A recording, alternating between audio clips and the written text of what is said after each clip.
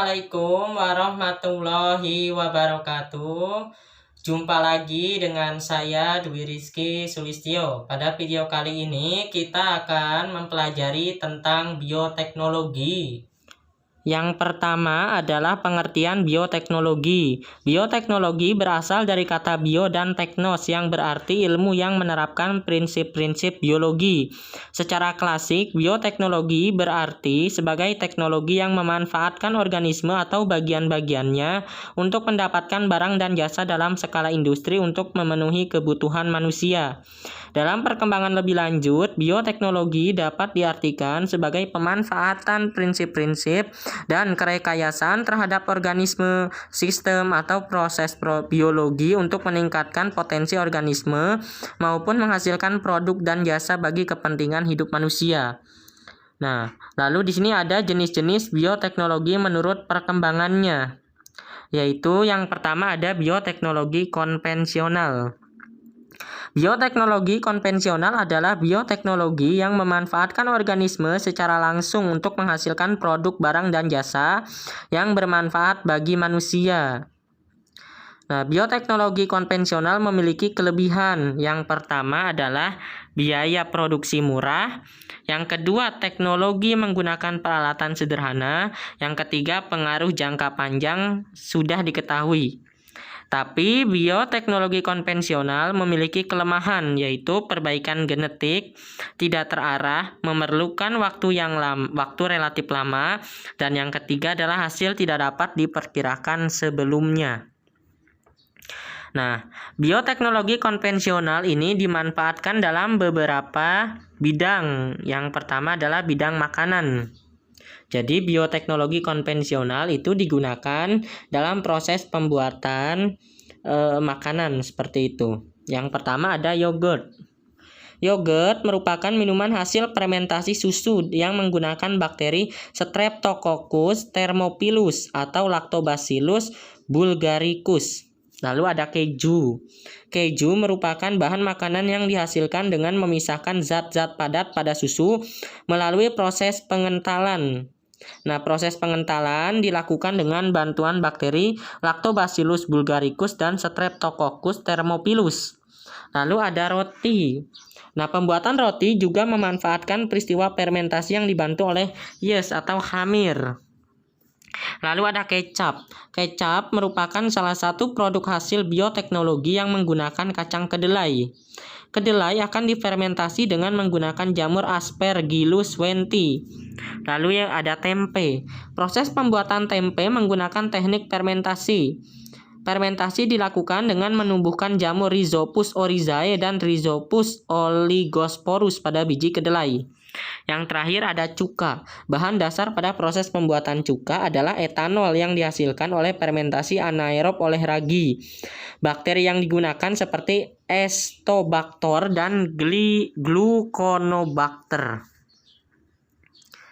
Nah, ini ada gambar beberapa makanan yang proses pembuatannya memanfaatkan bioteknologi konvensional. Kita lanjutkan ke manfaat bioteknologi konvensional dalam bidang pertanian. Yang pertama ada kultur jaringan. Kultur jaringan berarti membudidayakan suatu jaringan makhluk hidup menjadi individu baru yang memiliki sifat sama seperti induknya.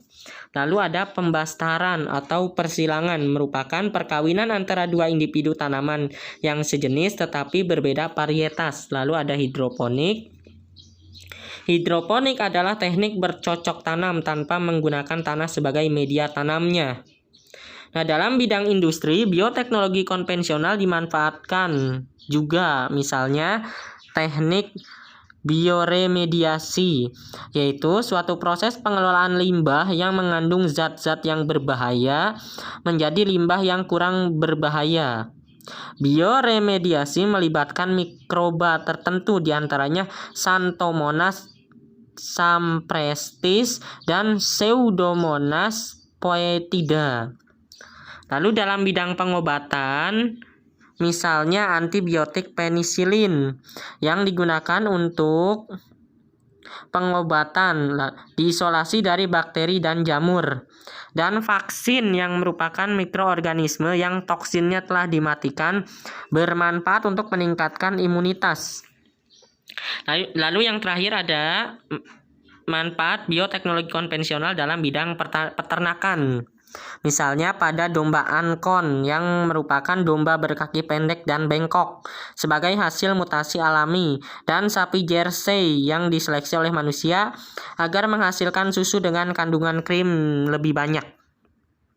Ini adalah contoh dari manfaat bioteknologi konvensional ya. Di sini ada kultur jaringan dan hidroponik ya, seperti itu. Kita lanjutkan. Nah, ini ada jenis-jenis bioteknologi berdasarkan perkembangannya yang lanjutannya. Ini ada bioteknologi modern.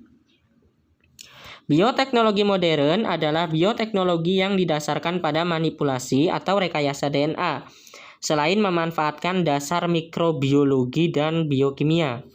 Bioteknologi modern memiliki kelebihan, yaitu yang pertama, hasil dapat diperhitungkan. Yang kedua, dapat mengatasi ketidaksesuaian genetik. Dan yang ketiga, perbaikan genetik dapat dilakukan secara terarah. Tapi bioteknologi modern memiliki kelemahan, yaitu biaya produksi relatif mahal, menjadikan jenis tanaman monokultur, dan memerlukan teknologi canggih. Ilmu-ilmu pendukung dalam bioteknologi diantaranya mikrobiologi, biokimia, genetika, biologi sel, teknik kimia, dan enzimologi. Lalu ada 4 prinsip dasar bioteknologi, yaitu penggunaan agen biologi, menggunakan metode tertentu, dihasilkannya suatu produk turunan, dan melibatkan banyak disiplin ilmu. Bioteknologi modern dalam produksi pangan dilakukan dengan menerapkan teknik rekayasa genetik. Rekayasa genetik adalah kegiatan manipulasi gen untuk mendapatkan produk baru dengan cara membuat DNA baru. Salah satu produknya adalah dengan membuat organisme transgenik. Nah, organisme transgenik terdiri dari tanaman transgenik dan hewan transgenik. Tanaman transgenik adalah tanaman yang telah mengalami perubahan susunan informasi genetik dalam tubuhnya. Lalu yang kedua ada hewan transgenik. Pada awalnya hewan transgenik merupakan bahan penelitian ilmuwan untuk menemukan jenis penyakit yang menyerang hewan tertentu dan cara penanggulangannya.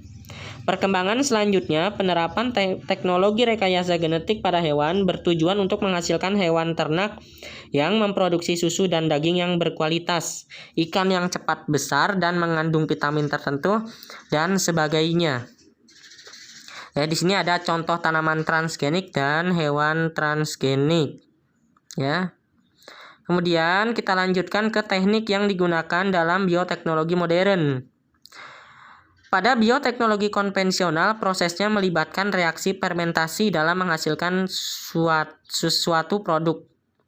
Lain halnya dengan bioteknologi modern yang sudah melibatkan teknik rekayasa genetika, yaitu dengan menggunakan teknik DNA rekombinan, yaitu teknik mengubah susunan DNA suatu organisme dengan menyisipkan gen asing ke organisme tersebut sehingga diperoleh sifat baru yang tidak dimiliki sebelumnya. Nah, ini ada proses DNA rekombinan. Ya, yang pertama adalah isolasi DNA.